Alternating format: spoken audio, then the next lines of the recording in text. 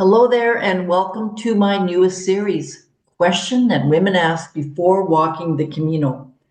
So, over the next few weeks, I'll be sharing some concerns and questions that women have, and the answers, of course, to clear up these concerns. My name is Linda G. Robert. I am your Back in the Groove Again coach, and I'm here to help you live your best life right now so you can love what you do. Before we keep going, if you like this video, you know what you need to do. Like it and subscribe to my channel. Thanks again. Let's get started. Let's get going. Here is today's first question. What are some tips for budgeting my Camino trip?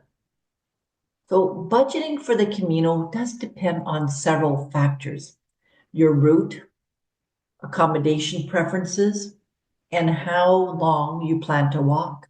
Some people just walk for a week, so of course it'll be a lot less than if you're walking for the entire route. If you're staying in hostels, your daily cost will be lower, typically around 10 euros per day, give or take, up to 12 to 15 euros on average. And for hotel stays with luggage transfers, the costs can be from 60 euros to 100 euros per day. You should also budget for meals, of course, transport. Now, some people may choose to take a taxi or a bus when the walking is too much, and any extras like excursions or souvenirs, or if you're wanting to do this at all. I do recommend that you set a budget before your trip and being mindful of your spending along the way. And we'll cover more of this in my 8-week course, so that way you can feel a little bit more comfortable with managing your finances. So here's another question. What should I expect in terms of food and in terms of meals on the Camino? Well, I love food, so this is a good one for me. The Camino is a food lover's adventure. Most routes pass through towns. Well, you'll find local cafes and restaurants and bars offering pilgrim menus that are affordable.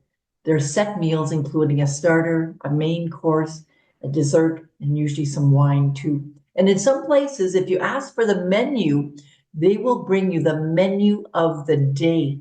So learning a bit of Spanish will be helpful.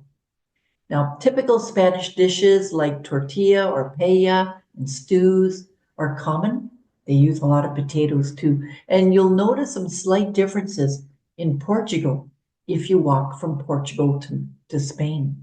However, if you have dietary restrictions, it's wise to learn some key phrases in Spanish or in Portugal or in French, and carry some snacks with you too, right? There might be some stretches where you may not have access to a restaurant or a cafe, so bring some snacks with you as well.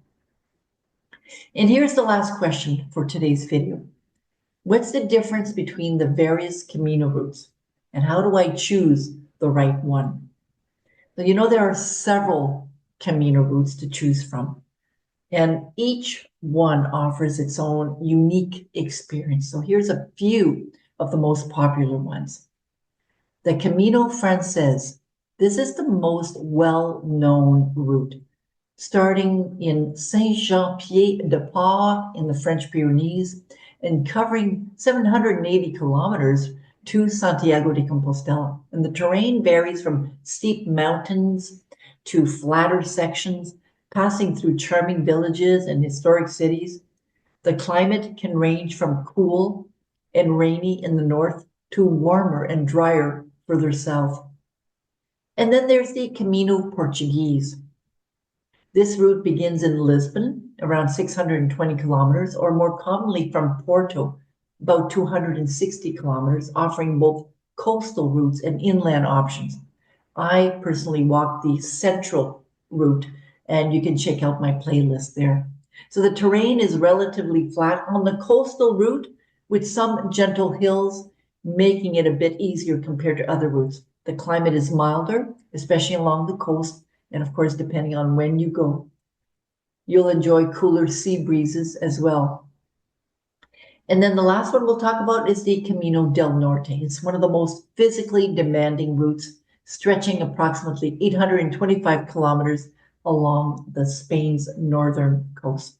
It begins in Iran close to the French border, but you can start from many other points along the way. For example, I started from Bilbao, a popular option that covers around 679 kilometers to Santiago de Compostela.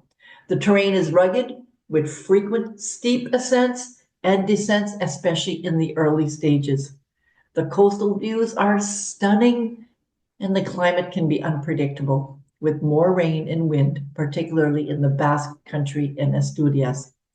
Now, each route has its own charm and challenges, so it's important to choose one that fits your physical abilities, your physical time frame too, and the type of experience you want. And of course, in my 8-week course, we'll help you figure it out. We'll help you determine which route aligns best with your goals and how to prepare for it.